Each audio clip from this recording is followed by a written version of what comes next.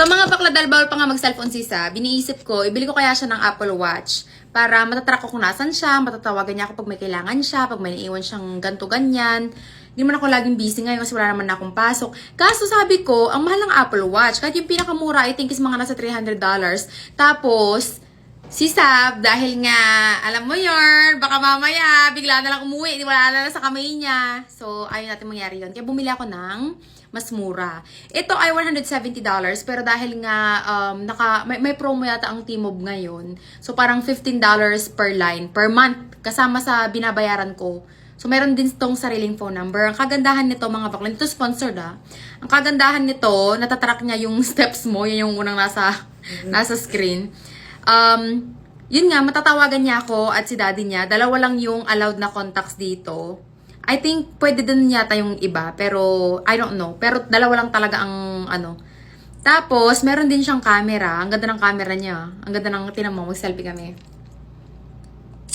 Ayan di ba? Pwede niya sa akin to i-send. Tapos, pwede siyang mag-send sa akin ng voice note. Tapos, hindi lang kami pwedeng mag-video call. Like, parang FaceTime.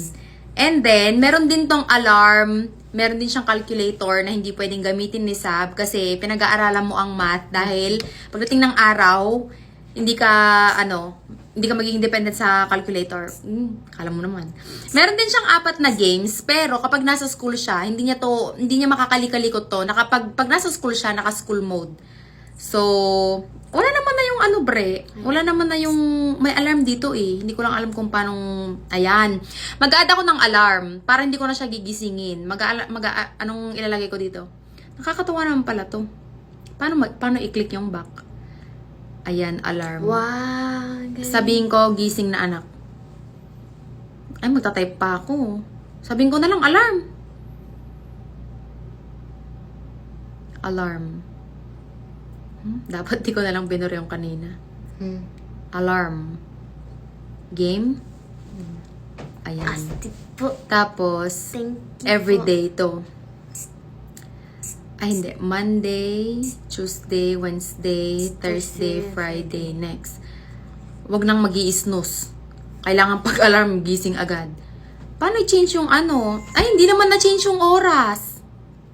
12 a.m. Kasi na-change dito na 12. Anong oras ka magigising, bre? Dapat magising ka na ng 6:30. 6:30? 6:30 mag-i-snooze ka ng mga 5 minutes. Okay lang naman yun pag 5 minutes lang mag-i-snooze. Sige, 6:35 garod. 6:35 a.m. Naku, Sab, may ganito ka na. Wag na akong babangon, Ngarodan, ano bagam garod? Thank you.